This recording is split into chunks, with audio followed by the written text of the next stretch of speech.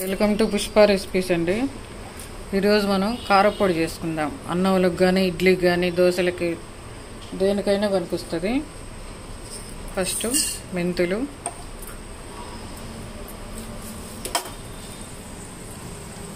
చూడండి ఈ మిరపకాయలకి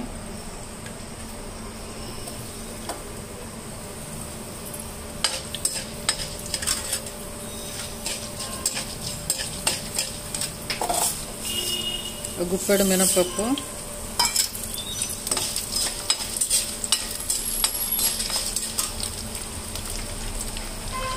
గుప్పెడు శనగపప్పు,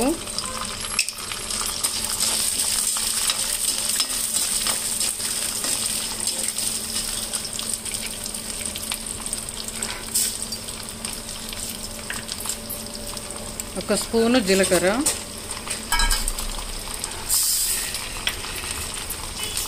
ఒక స్పూన్ ఆవాలు,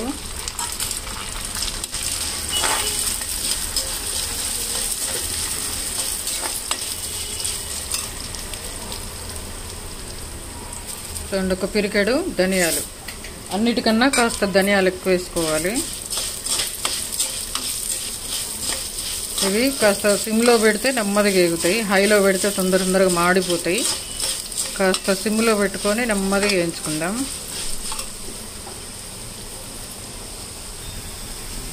ఇవి 50% వేగినాయి. ఇప్పుడు ఎండుమిర్చి వేసుకుందాం.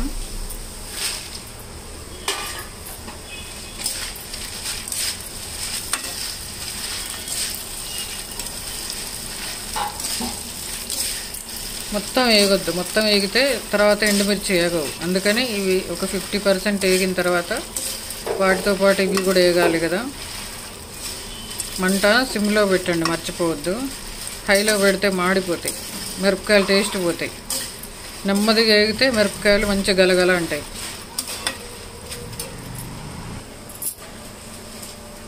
దీంట్లో ఒక గుప్పెడు కరివేపాకు,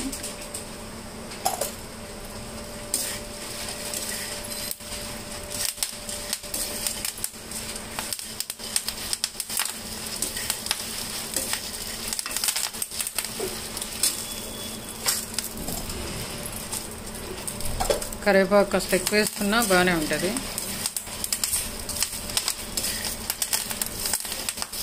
కొంచెం నూనె సరిపోకపోతే కొంచెం నూనె పోసుకోవచ్చు, బాగుంటుంది. నూనె ఎక్కువైనా కారపొడికి బాగానే ఉంటుంది.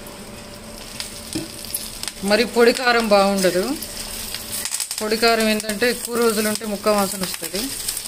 కొంచెం నూనె వేసుకొని వేయించుకుంటేనే బాగుంటుంది. ముద్దగా కొంచెం అట్లా బాగుంటుంది.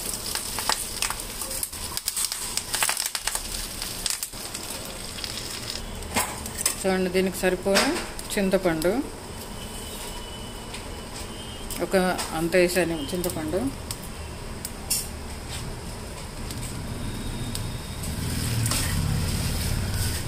చూడండి 10 నిమిషాలు అటు ఇటుగా నెమ్మదిగా ఎగుతుంది కదా. సిమ్లో పెడితే ఇట్లా నెమ్మదిగా 10 నిమిషాలు అయింది వేగి.